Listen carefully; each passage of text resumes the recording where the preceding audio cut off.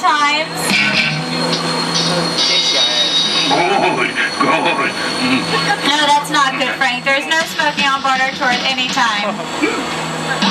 And fourth, be prepared for just about anything, including loud noises, fire effects, sudden tram movements, and the possibility of getting wet. That's right, if you're sitting in a blue seat this afternoon, you're probably going to be getting wet, and that's right, they're all blue. That being said, make sure you keep your camera safe but accessible, because there's going to be some great pictures on our tour today. Now we are leaving the studio far behind us and taking you directly into the heart of the studio, where the big names come to work every day, including myself. Yes.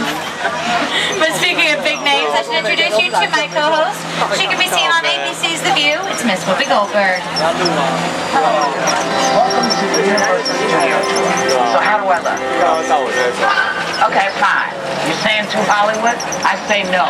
Because if other studios can have a line or a mouse or something, what is wrong with an Oscar-winning movie? Besides, I know all about this place because I shot my first movie here with Steven Spielberg. Right here on the Universal backlot, the biggest and busiest fantasy factory in the world. And did you know that more movies and television shows have been shot on this lot than any other place in the world? And today, you're going to get to see where it all happened. But before we get too far into the tour, I got to give you some of the setup for our story, or what we in Hollywood love to call the backstory. Universal got its start in 1912 when visionary Carl Laemmle brought his movie company west and opened Universal Pictures. On March 15, 1915, Mr. Laemmle invited the public to visit his studio, and the Universal Studio Tour was born. You see, Mr. Laemmle believed that movies should make people laugh, or cry, or sit on the edge of their seats. And for the last century, Universal has been doing just that. A century. Lenny, can you believe that? Oh, this is Lenny, my chauffeur, and I'll give you the inside scoop on what's really going on in Hollywood. Are you ready? You are nobody around here unless you have a golf cart.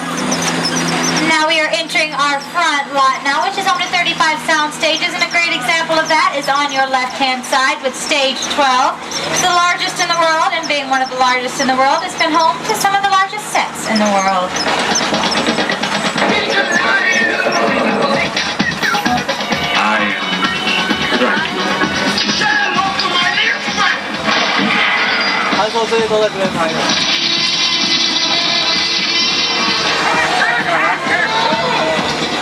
On your left-hand side is Soundstage 25, and it is one of the busiest sound stages on our lot because it is home to CSI Crime Scene Investigation, starring Marg Hellenberger and Lawrence Fishburne.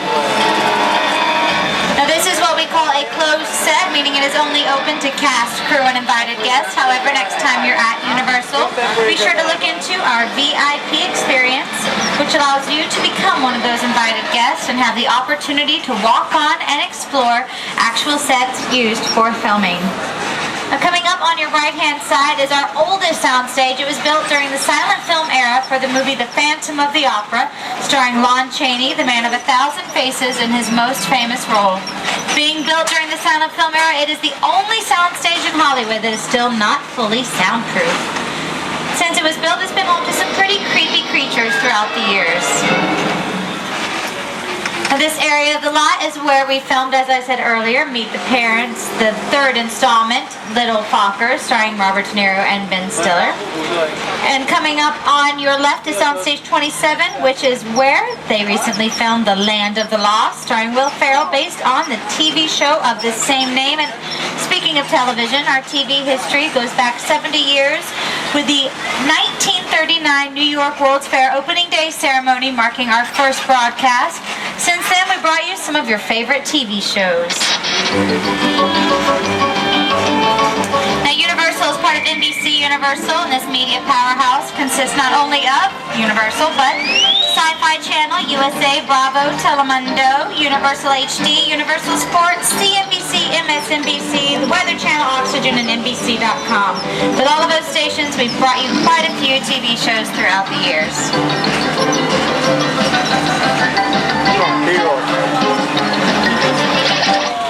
The great example of that is coming up on your right-hand side at Soundstage 44, is where we film NBC's hit show Parenthood, starring Lauren Graham from Gilmore Girls, and Craig T. Nelson from Coach. Hey, oh! Yeah. Young, like you were saying. When we were young, we were small, but we didn't know. Oh, I'll call you later, John. When you were hurt, you would smile, so you didn't show it.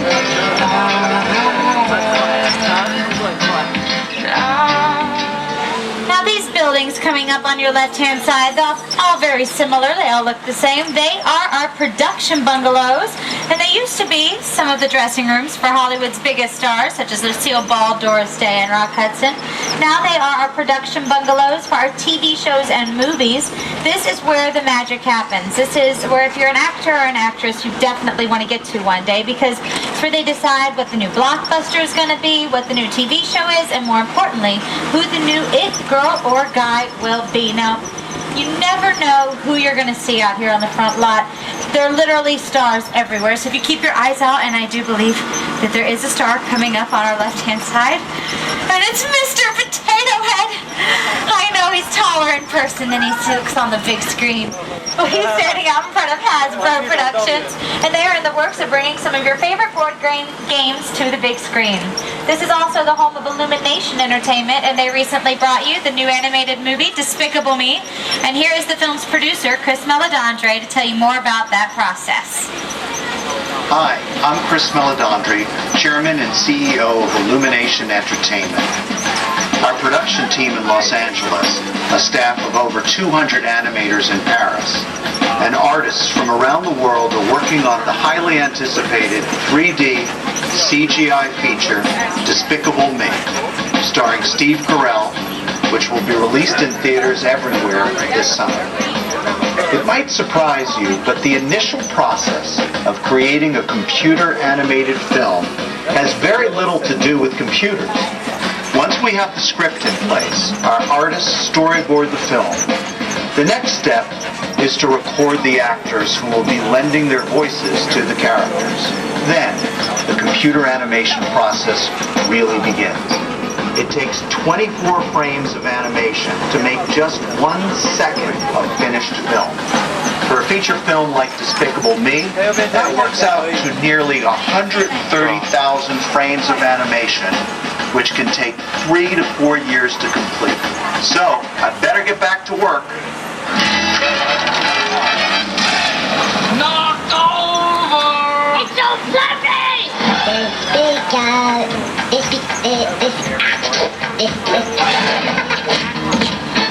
Despicable Me. That is Despicable Me, which recently came out in movie theaters. Now, as many of you know, probably, on June 1st, 2008, we were hit by a devastating fire here at Universal, which burned down 4 acres of our historic backlot. And what you are going through now is our newly rebuilt and revised London Square and New York Street. So you guys are some of the first people to actually get to see these streets completely finished. It took only 2 years to complete this, as you can see on your screens overhead, the timeline of it being built. 2 short years to get all of this done, and there's no skimping on detail here. Everything is done to the T. We have 4 theaters here, each one representing a different time era. So if you need a 20s theater, we have a 20s theater. We also have a more modern theater. Now, we have our Brownstone Street coming up on your right-hand side, and before the fire, quite a few movies filmed there, such as Bruce Almighty and The Changeling, starring Angelina Jolie. Now, if you guys notice, all of the fire hydrants and light poles and all of the street signs, well, they're all fake. And they can be picked up and moved wherever they need to be for whatever film is filming, and plugged into outlets on the floor and the concrete so that they actually look like working light posts and all of that. So it's all very detailed here. We also have real working manholes with actual steam that come out of them. And you see, our old New York Street was all just facades, meaning only the front and side of the building was usable. There was no interior. But when we rebuilt, we asked some of the famous filmmakers in Hollywood what we could do to make it easier easier for them to film, and they asked for interiors. So all of the buildings around you have actual interiors that are absolutely stunning, guys. They're absolutely gorgeous. The apartments I would live in if they would let me. So one of the famous directors we actually spoke to about the rebuilding of our New York sets was Steven Spielberg, and he's only one of the legendary directors we have worked with over the years here. Another is Academy Award-winning director Peter Jackson. It's the original King Kong that made me want to direct movies. I saw that movie on TV when I was about 8 or 9 years old, and I wanted to become a filmmaker. I like films that just take you away from your real life and sweep you up in adventure. Kong literally does that. I mean, you're on board the ship, you're sailing to a lost island, you're encountering monsters and creatures from, prehistoric times. So I was thrilled when Universal invited me back to Skull Island, and it's great to have you along for the ride. Now, we have created this 3D immersive experience, so you're going to have your glasses ready. Don't put them on yet, but just have them in your hand because we're about to return to Skull Island. When we get to Skull Island, we'll be interacting with King Kong in a way like never before. It's kind of like an extension chapter of the life of King Kong brought right here to Universal.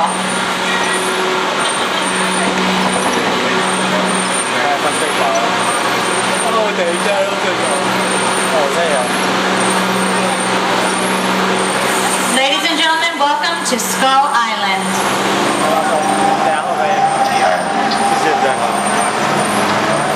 He's lived here for hundreds of years. I'm so sure.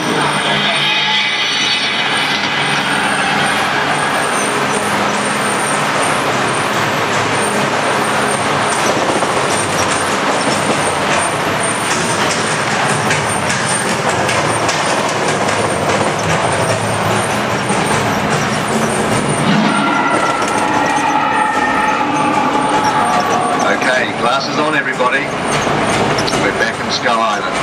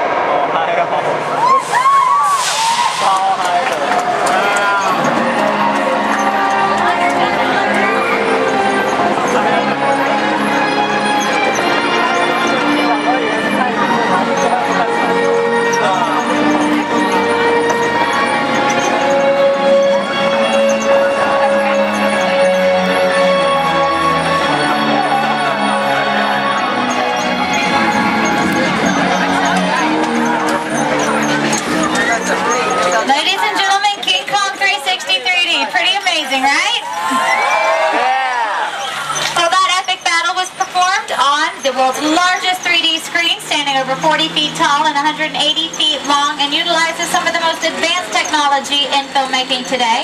It was created by Peter Jackson and the team at Weta Digital. The team at Weta have won 5 Academy Awards for such movies as The Lord of the Rings trilogy, The Lovely Bones, King Kong, and Avatar. Now, you won't be needing your 3D glasses anymore throughout the tour, but hold on to them, but don't wear them because they will give you a massive headache. And the world is already in 3D, so you don't really need them. So now we are going to take you and show you some of our famous picture cars here at Universal, and some of these cars have become just as famous as the actors driving them. Take a look.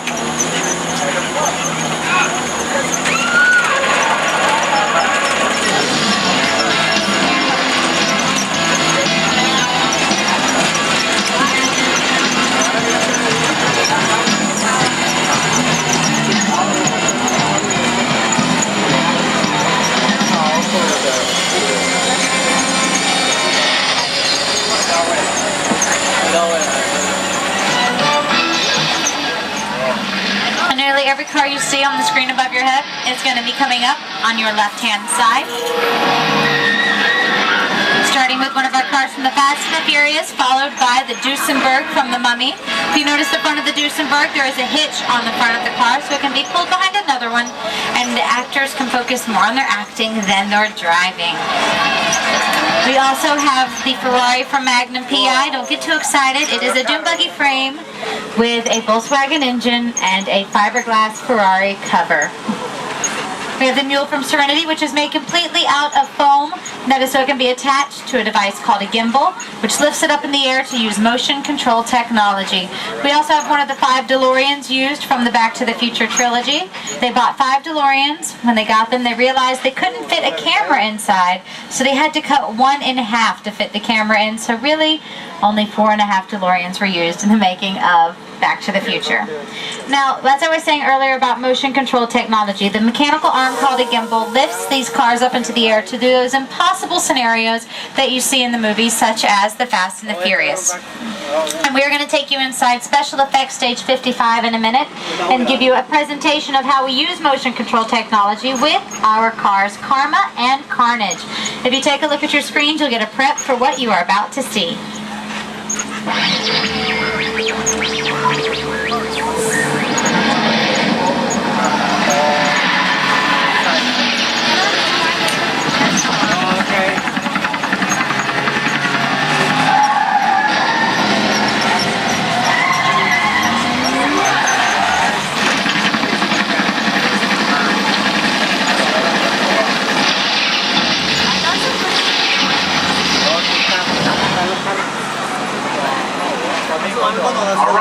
All right, fire them up! We're on the set. Let's see the bullet hits. And go. Smoke. Go. Fire. Go. Okay, we're clear for a full run through. All systems checked. This one's for real, guys, so watch out. And action.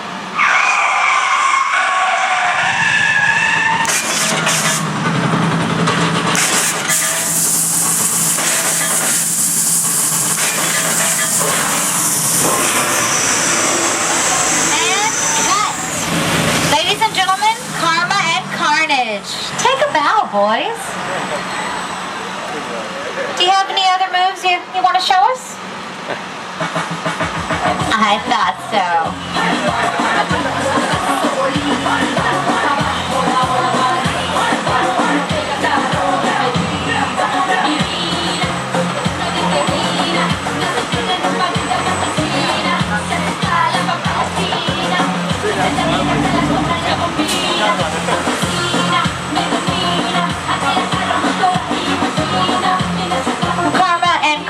perfect example of motion control technology cars, and they're every filmmaker's dream because they take precise direction, never miss a mark, and never ask the question, what is my motivation? So now we're going to take you from the mean streets of Tokyo to a jungle just off the coast of Costa Rica. Welcome to Jurassic Park. That's right, we're going to take you and show you some of the set pieces used in the filming of Jurassic Park: The Lost World, including the mobile lab from this memorable scene with Julianne Moore and Vince Vaughn.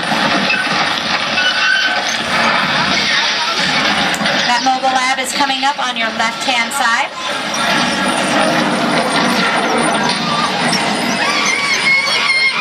We also have dinosaurs in cages to show. Well, we had dinosaurs in cages, but I don't know what they... Oh!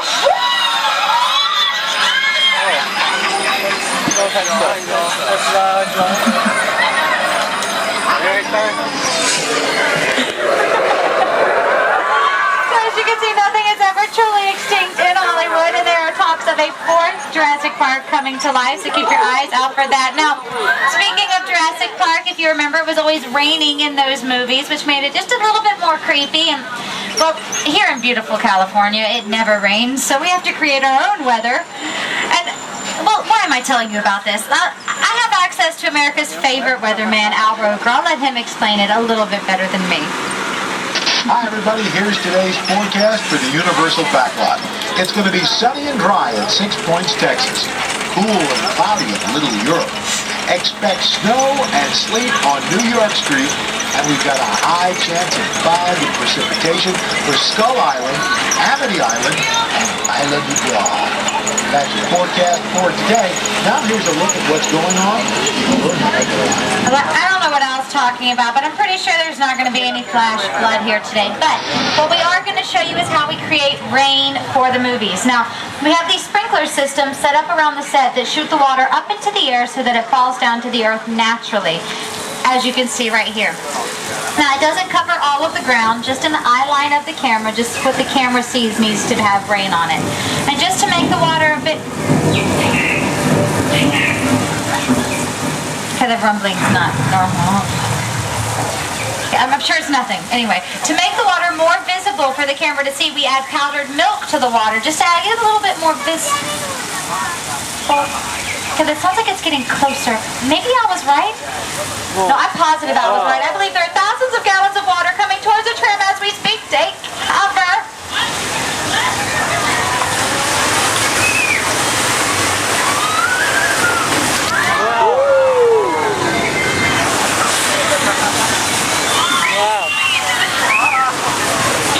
Oh, looks like Al and I played a little trick on you guys.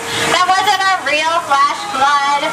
That was a result of thousands of gallons of recycled water being plunged towards the tram towards you. So we're going to take you to another part of Old Mexico now. And this part of Old Mexico was recently used in Paramount Pictures' Indiana Jones and the Kingdom of the Crystal Skull, starring Harrison Ford. This doubled as Peru. It also is in a movie starring Russell Brand called Hops, which is coming out spring 2011. So keep your eyes out for that. Now, we're going to cross the border from Old Mexico into 6 Points, Texas. Now, nearly every single country star has moseyed down these streets at some point or another, including Hoot Gibson, Audie Murphy, Jimmy Stewart, and, well, of course, the Duke, Mr. John Wayne. But, I'm going to let my co-host tell you a little bit more about the fascinating history of 6 Points, saying as she filmed The Color Purple on these exact streets. Did you know that more movies have been shot on these streets than any other spot in the world? Now, during the silent film era, they could shoot up to 6 movies at the same time, one on each one of these 6 streets. That's why it's called 6 Points, because each street had its own bank, its own sheriff's office, its own saloon, and its own hotel. Now, it turns out that this town ain't big enough for both of us. So get on back onto your tram stagecoach thing and get the heck out of here. Long. Oh, we're getting, Whoopi, we're getting. So like you guys notice the doorways on the buildings on either side of the tram. Some of them may appear a lot taller than normal and some a little shorter than normal. Well, that wasn't a mistake. You see, some of our famous cowboys weren't as tall as they may have appeared on the big screen. So we would stand them in front of a shorter door frame so they would appear taller than they actually were. Same word for our damsels in distress. We would stand them in front of a taller door frame so they'd appear just a bit more vulnerable. Now, if you turn around and look at the buildings that we just passed as we go around this corner, you will see they are true facades. There is no interior to any of those buildings, just a side and a front for filming. It's all about illusion. And there's a great example of that with this strange looking contraption coming up on your left-hand side. This is our underwater tank. Now all we have to do is fill it up with water, throw a few actors in there, and shoot from the hatches on the outside, keeping, most importantly, the camera dry. Take a look at your screens. You can see how we used it in Dragnet, starring Tom Hanks.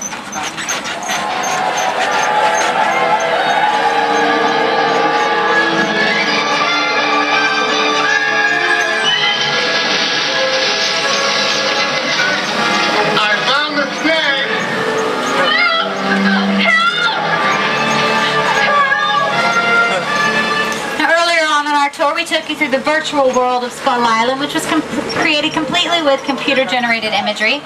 While the film King Kong was famous for its computer animation, it used special effects that had been around since the birth of filmmaking, including 800 miniature sets, one of which is going to be coming up on your left-hand side of the SS Venture pulling into Skull Island. Now, Peter Jackson couldn't find the exact replica for the boat, so he had to create a miniature of the scene you see right above your head. And this is the exact eye line that Peter Jackson had while filming the movie. As you can see right here, a video of him filming the exact scene you just saw on your screens.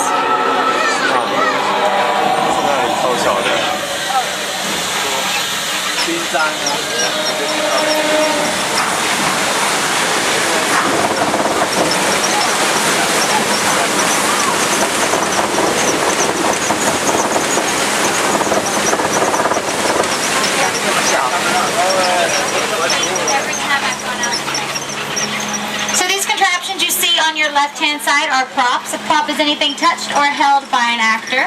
And here at Universal, we have one of the largest prop departments in the world coming up on your left-hand side in front of the tram. Now it grows daily as productions close, because every time a production closes, we get their props scanned back into our prop department.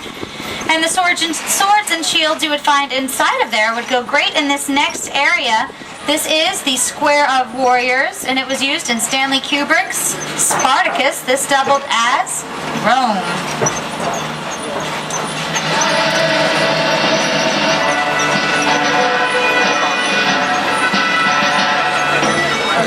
Later on, it doubled as the city of Gomorrah in The Scorpion King, starring Dwayne "The Rock" Johnson.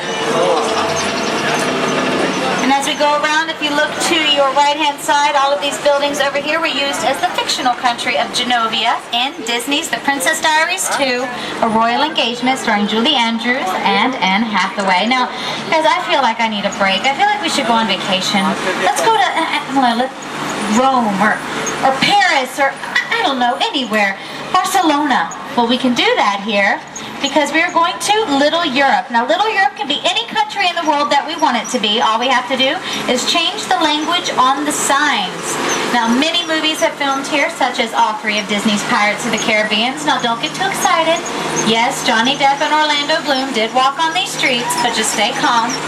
We also had Angels and Demons, starring Tom Hanks, film here, and Night and Day, starring Cameron Diaz and Tom Cruise. All of those filmed here, as well as an episode of Heroes. This doubled as a city in India. Now, you can't talk about Universal or even Little Europe without talking about monster movies, saying as, well, Universal did invent the genre, and it all began right here in Little Europe. These are some of the oldest sets still standing here, and it all began right around this corner on your right-hand side in the Court of Miracles. This is where every movie monster got their start. It's where Dracula lived, where Frankenstein met the villagers, where the Hunchback of Notre Dame lived. It all happened right here. Take a look.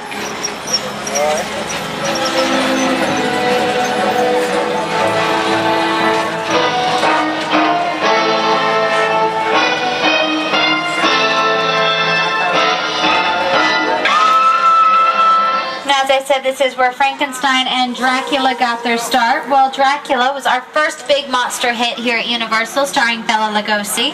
He was offered the role of Frankenstein, our next hit, the monster in Frankenstein, and he thought that, well, the monster didn't have enough lines for him, and he said any extra could play that part, and he turned it down. Well, they didn't get an extra, but they did get a B-list actor by the name of Boris Karloff. Karloff always sympathized with his monsters. He thought that, well, maybe because he sympathized with Frankenstein just a little bit more than the others because it took 4 to 6 hours to put the makeup on for the role, as well as the costume weighed 50 pounds, causing him to lose 20 in the making of the movie. Now the street we are going down now is our Denver Street, and is another one of our Western streets. They recently filmed All About Steve with Sandra Bullock here, as well as Bedtime Stories with Adam Sandler. Now this is where all of those famous Western brawls happened, and we never get to go down this street, so this is kind of exciting. Every Western brawl happened pretty much on this street that you've seen in Westerns. And if you notice, they're always thrown through a window or have a chair